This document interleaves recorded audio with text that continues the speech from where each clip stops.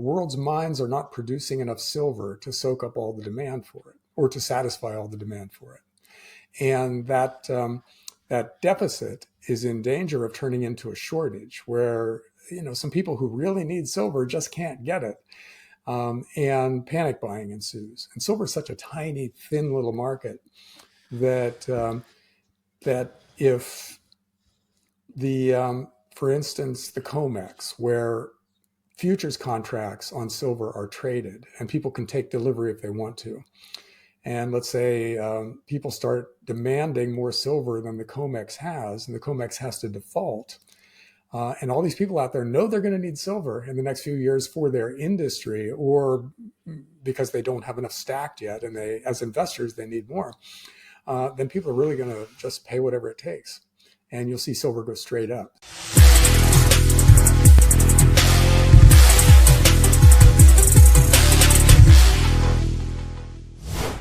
So, John, as Fed Chairman Jerome Powell said during his Jackson Hole remarks in August, the upside risks to inflation have diminished, the downside risks to employment have increased. For investors, this inflection point should matter because as the Fed cuts rates, the question remains over whether they can secure a soft landing or see a capitulation in the economy. What are you anticipating that is still yet to come? Well, there are a lot of kind of behind the scenes statistics that point to a downturn. And the biggest is consumer finances. After or during the pandemic lockdowns, the government said to Americans, okay, you don't have to pay your rent, you don't have to pay your student loans, and here's some stimmy checks, and a lot of people build up some extra cash in the bank. Economists call that excess savings. And that is money that you've got that you wouldn't be expected to have if previous trends just continued. And so for a few years coming out of the pandemic, Americans had extra money to spend. We spent it, and that kept the economy growing, maybe more than it would have otherwise. Now that money's all gone. Now we've moved into negative territory. So excess savings are actually negative now. And credit card debt has gone through the roof. So credit card interest or personal interest, all the interest that people pay on their car loans and their credit cards and their student loans now and whatever other debt that they have, that's going straight up. So debt is rising, savings are diminishing. And in an economy where it's 70% consumer spending, that kind of points towards a slowdown in the not too distant future, unless the government decides to dump a bunch of new money into people's hands, which they haven't done yet. So probably consumer spending slows down in the coming year, and that leads to a slowing economy and maybe a recession. So that's and that would be kind of deflationary. So that's the downturn scenario that doesn't involve a bubble blowing up, just involves normal trends within the consumer complex. And that's easy to envision. John, despite U.S. Treasury's promise to lose money at the end of the term due to the purchasing power of the dollar being significantly lower, investors have traditionally chosen treasuries because they know that they're guaranteed to get paid and they're going to get cash flow out of it along the way. That's helped to soften the blow of the guaranteed purchasing power loss. So they chose treasuries over gold and most other instruments. With the massive debt and purchasing power debasement that's occurred over the last 4 to 5 years that we've spoken about, are you anticipating investors to once again choose gold, a non-interest bearing asset, over treasuries as they did in the 70s and the 2000s? Or do you expect them to continue to accept the purchasing power debasement in favor of the cash flow, or maybe a hybrid of the two? And if it is a hybrid, what would that mean for the price of gold, considering the size and the scope of the bond market? Well, in 2022, a long-term government bond portfolio yielded maybe 4%, and the dollar lost, let's say, 9% officially of its value. So that means that the bond portfolio lost 5% in real terms. And the bond markets remember that, because that's catastrophic for a government bond portfolio. That's supposed to be the thing that grows risk-free at 3 or 4 or 5% a year. So the bond market remembers. So when inflation picks back up again, if it goes from 3% to 4%, let's say, in any given year, the bond market will react with based on their memory of being burned so badly in 2022. So yeah, they'll start swapping out of treasuries and into, it won't be just gold and silver, but gold and silver will be one of the beneficiaries of that capital flow. And the higher inflation goes from that 3 or 4% range, the more money will flow out of fixed income and into real things. So that's kind of an inevitable thing with all the financial mistakes we've made in the last 20 or 30 years and all the excess debt we've taken on. And it's good for gold and silver. If you look at the previous two times this happened, one was in the 1970s, as you said, and the other was during the Great Recession, when governments were just cutting interest rates like crazy and bailing everybody in sight out. And that spooked people who owned government bonds, and a lot of money poured into gold and silver. So you saw gold go from $200 an ounce and change in 2000 to $1,900 an ounce. Mm-hmm. Did I say 200 or 2000 to begin with? It was 200. You said 200. Yeah, okay. It was like 250 or whatever, somewhere around there. Yeah, and it went to 1900-ish an ounce at the end of the cycle because of so much money pouring out of fixed income and into precious metals. Now the numbers are way bigger and the financial risk is much greater. So it's possible that you see a bigger version of that move this time around. We've already had a pretty nice move, 1,800 or so an ounce to 26 and change an ounce right now. But it could go much further than that based on history. So if we have a move that is, commensurate in percentage terms, then you got $5,000 or $6,000 an ounce gold and $200 or so an ounce silver. And that's totally possible given history and given the amount of debt that's out there. So John, between 2020 and 2024, central banks accumulated an estimated 106 plus million ounces of gold, more than offsetting the liquidation by Western investors. Consequently, despite the sharp rise in real interest rates, gold's nearly doubled. Unfortunately for gold mining executives, central banks, they're more interested in gold bars than they are gold shares. With no natural buyer to counteract Western sellers, gold equities, they've kind of been left in the dust. They're now trading at historically low valuations. As a contrarian value investor, do you see extraordinary opportunity in this disparity, and are you increasing your position in gold equities? Well, yes to both. And the reason for that is you said that central banks aren't buying equities, they're just buying gold. That's pushing the price of gold up, but it's not sending any extra capital into the mining equities. And then the other thing is that mining just became it was already a really hard business, but it got harder in the last few years. And partially that's because of inflation.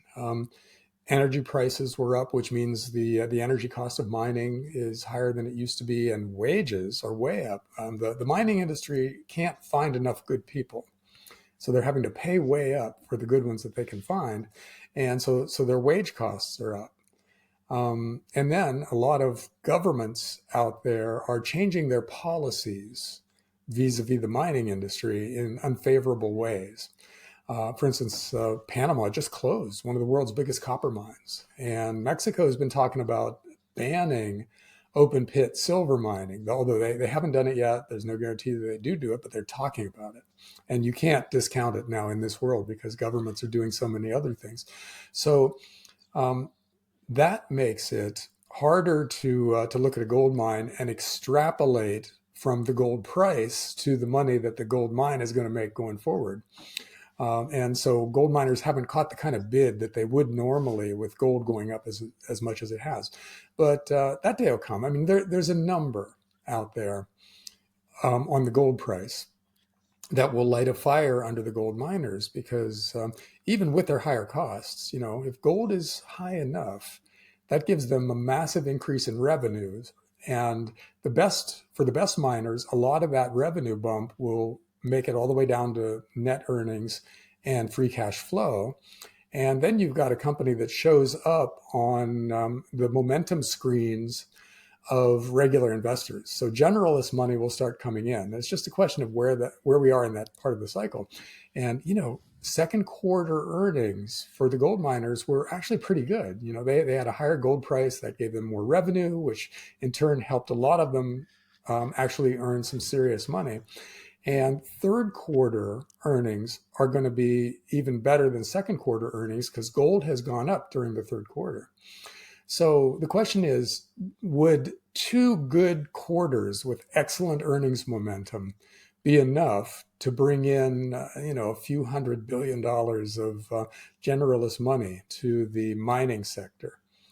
And what would that do to prices? And it might do dramatic things to the prices. So it could be that we're at the early part of the bull market in mining equities that we've been hoping for a while. And the third quarter earnings reports are going to start pretty soon. So we will know in the next few weeks, and definitely in the next month and a half, how this plays out for the gold miners. And other things being equal, their earnings are going to be really good and it should be positive.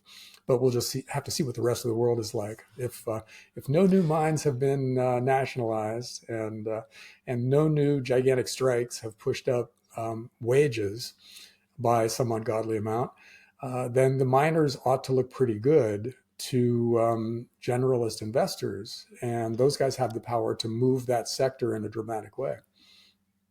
John, we were talking about the BRICS in a big way at the beginning of the discussion. Do you foresee there coming a time when sovereign wealth funds start buying up mining companies so they have a direct pipeline to the gold, not to sell it, but to build up their gold reserves rather than dollar reserves? Oh, yeah. That would make a lot of sense for countries that intend to buy gold themselves at some point or continue to buy gold. So, yeah, you could definitely see that. Or see the bad part of that would be maybe they want to nationalize their mines. So we don't want them to get too acquisitive when it comes to mine output. But the idea that they should invest public money in companies that are producing something that raises the level of public wealth makes complete sense. So Canada could do that. Russia could certainly do that. I seem to have heard that Saudi Arabia's national wealth fund was going to do that, but don't quote me on that. But yeah, there are a lot of countries out there that for which that would make a lot of sense, and we'll see. So you already got the central banks buying the gold, mostly on the open market. Although in China, Chinese gold miners produce a lot of gold, but none of it leaves the country. It just goes straight into the government coffers or into individual purchases. So you could see more countries having that attitude, and that would be good for gold too, and for the miners.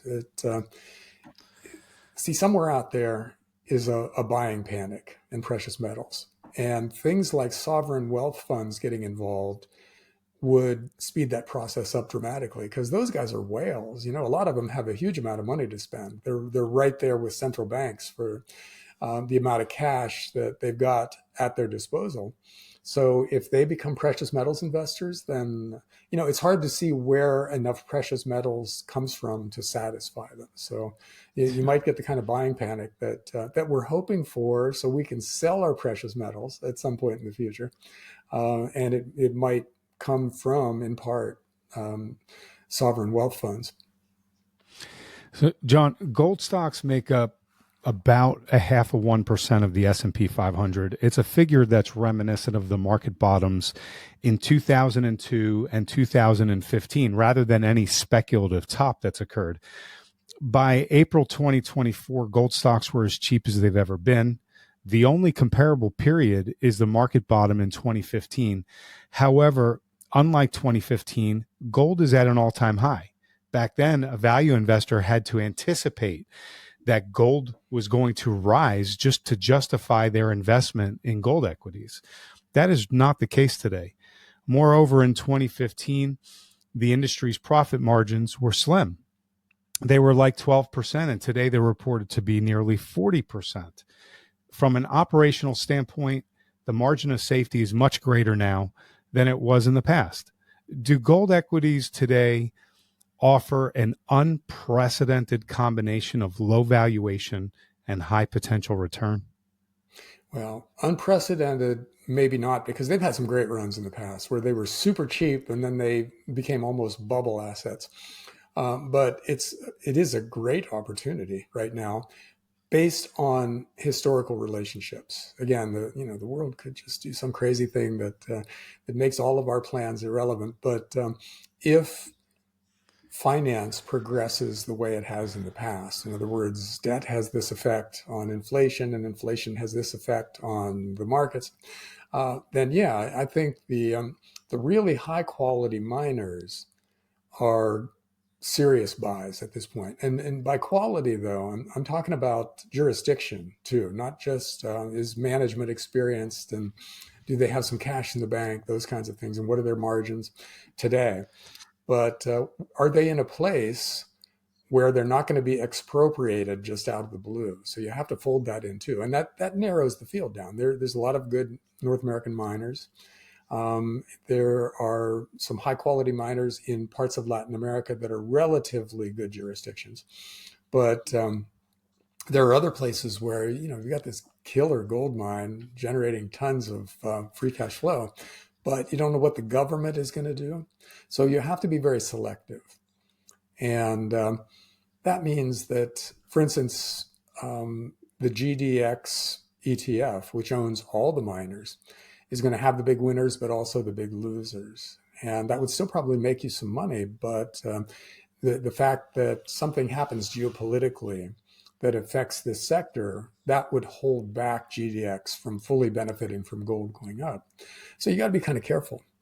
And, there's another category of gold and silver equities, actually two categories. One is the royalty streaming companies that own basically little bits and pieces of developing and producing mines. And they're really diversified. And they don't have all the technical problems with running mines. They're just kind of finance companies who have contracted to get streams and royalties. And they're going to do really well in what's coming probably. And then there are the physical ETFs. A physical ETF is basically a company that goes out and buys a bunch of silver, puts it in a vault, and then sells you shares. Their shares trade like stock, and you can buy a share of that silver that's in the vault. So they also don't have to worry about mining vicissitudes. They just own the thing, and they protect it in that vault, and you can buy a piece of it. And so they've got uranium, copper, oil, and gold, or not oil, I'm sorry, silver and gold, physical ETFs that are a relatively safe way to play this market and avoid the problems with the mining industry. So speaking of these physically backed gold ETFs, data from the World Gold Council shows that there's global inflows have risen 4 months in a row into these physically backed gold ETFs. And based on this data, America has even outpaced Europe and Asia over the summer. Do you see this as some kind of indication that the Western investor is finally beginning to pinky toe into the gold trade? And what are you expecting from here? Yeah, it does seem like there's more interest from the non-central bank buying public out there. And that's a good thing. Now, the way it works with many physical ETFs is if they get a lot of capital inflows, in other words, people start buying their shares and that pushes their share price above the net asset value of what they've got in their vault, then they issue more shares and they go out and they buy more metal. So that's a dynamic that's almost a perpetual motion machine when you think about it. Like we buy their stock, and they take that money and they go buy more of the metal, which raises the price of the metal, which makes their holdings more valuable, and we buy more of those shares, and so on. So I'm not sure about the ethics of that from a business standpoint, but it's legal, and it has the potential to create a modestly sized but still consequential feedback loop in the precious metals sector that pushes gold and especially silver way up, and maybe uranium too. So I think they're interesting from that point of view. The next time I have you on, we'll talk about uranium, but I do have a silver question for you, John. Silver's recent price action highlights that there's an ongoing battle around the critical $32, $32.50 resistance level. There's also increasing volatility in the dollar and in the euro. There's also significant short positions in silver. There's also a large imbalance between paper and physical silver. In your analysis, is the stage set for some explosive rally higher once the key $32, $32.50 level for silver is decisively broken? Yes, the silver story is shockingly positive, and that's because it's actually two stories. It's silver is an industrial commodity that is used by solar panel makers and by the defense industry and by the rest of the electronics industry, and the especially the solar part of the story is rising dramatically.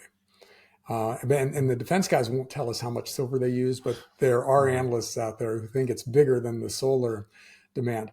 And it's also a monetary metal that tends to rise when gold rises. So if the same factors that make gold go up make silver go up.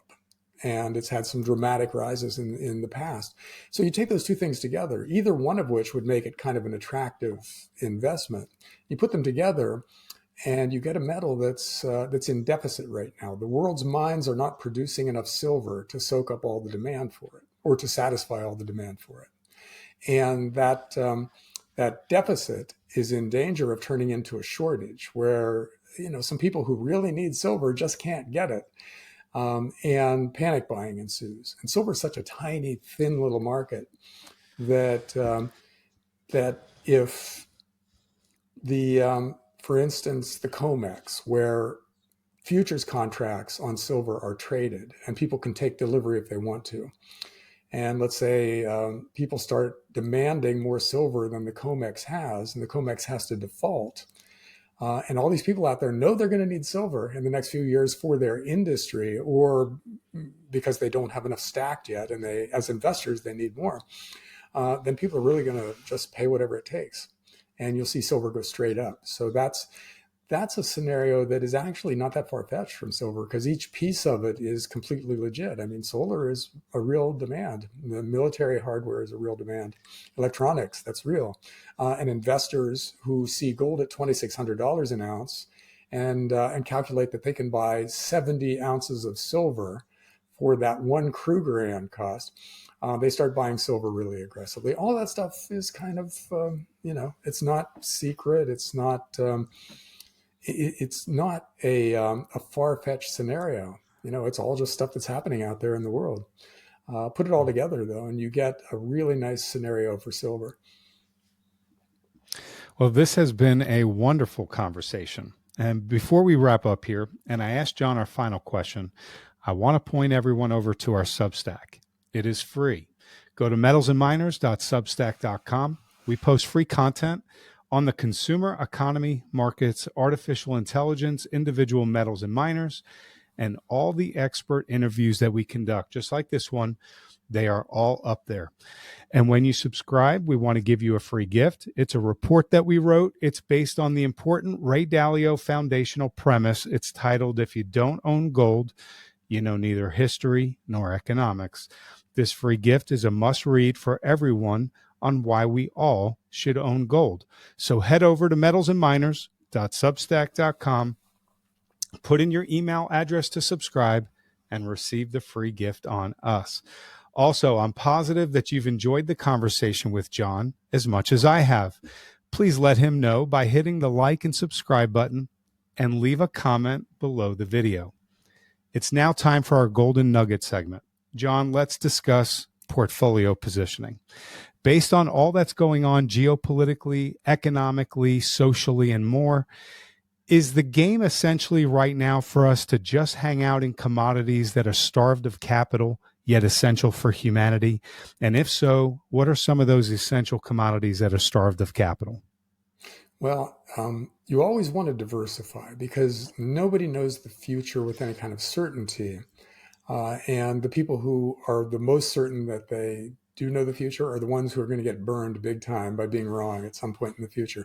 But what I think we should be doing is moving in the direction from financial assets like government bonds and money market funds and bank stocks towards real things. Because remember, a government bond depends for its value on the value of the dollar, and the US government is going to be forced to devalue the dollar going forward, which makes the bonds less valuable. So they lose value, and maybe dramatically so. Real things like farmland and beachfront property and well-chosen rental houses and gold and silver. Governments can't make more of them, so they will tend to go up in dollar terms. In other words, when we change the measuring stick, the dollar price of these things will go up. So that's where you want to be. Now, what are the best sectors in that space? And I think uranium has an amazing story because basically the world decided to dump uranium and dump coal in favor of solar and wind about a decade ago. And they proceeded to shut down a big chunk of global nuclear power generating capacity. And it turned out to be a mistake. Wind and solar aren't doing as well as they were supposed to. And nothing else seems to be stepping into nuclear's place. So the world is going back to nuclear. They're setting up nuclear plants all over the place. They're taking old ones out of mothballs. And the demand for uranium to run the number of nuclear power plants that we'll probably have within a decade, there's just not enough coming out of today's mines. So that means the price of uranium has to go up to create the incentive for people to go out and mine more of it. So, and the way pricing works in this sector is that it's not a spot market, although there is a spot price, but mostly it's long-term contracts. So the uranium miners are able to lock in a big part of their revenues and probably profits going forward in a way that like an oil company can't do. You know, they're subject mostly to the spot market. Same thing with gold and silver miners. You know, they get whatever the spot happens to be when they dig something out of the ground. Uranium, not so much. They can lock in their profits, and that gives them access to capital that most miners don't have. So it makes them, it gives them the ability to finance growth that you don't see very often in the resource sector. So uranium, and there's some good quality uranium mines, not a lot of them, but some. And I've got uranium portfolios on my Substack that are designed to get you into, 5 that represent the industry and will probably do really well. And let's see, silver, we know the silver story, we know the uranium story. Copper is another one where we're electrifying the world. Electric cars they're telling us the future, and an even bigger thing that's happening out there is all these AI data centers that are being created everywhere in the world. And those things take a lot of copper, or electric cars and data centers require a lot of copper, vastly more copper than today's mines produce. So same thing, demand is going to bump up against supply, forcing prices up to incent more supply. And if you own it now, you'll see the price of what you own go up. So there are a lot of stories like that out there. Those three, uranium and silver and copper, though, are pretty spectacular. And that they should be part of the core of a commodities portfolio going forward. John, thank you so much for coming on to Metals and Miners and for being so generous with your time, your analysis, your ideas. It's been awesome to spend the time with you. Would you please share with the viewers any important message you want to leave with those tuning in, where they can learn more about your work and how they can connect with you?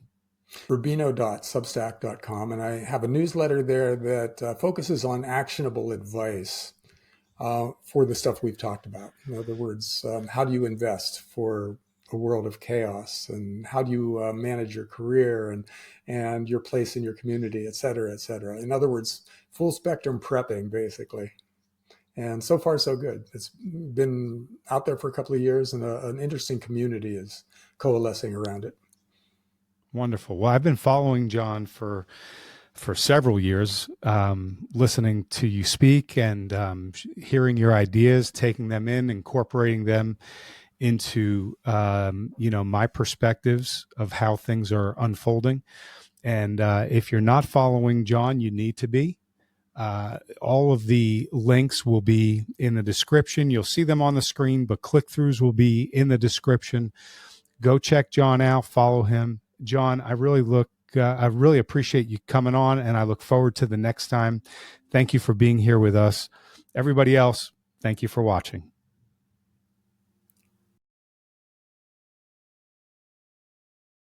I want to point everyone over to our Substack. It is free. Go to metalsandminers.substack.com. We post free content on the consumer economy, markets, artificial intelligence, individual metals and miners, and all the expert interviews that we conduct, just like this one. They are all up there. And when you subscribe, we want to give you a free gift. It's a report that we wrote. It's based on the important Ray Dalio foundational premise. It's titled, "If You Don't Own Gold, You Know Neither History Nor Economics."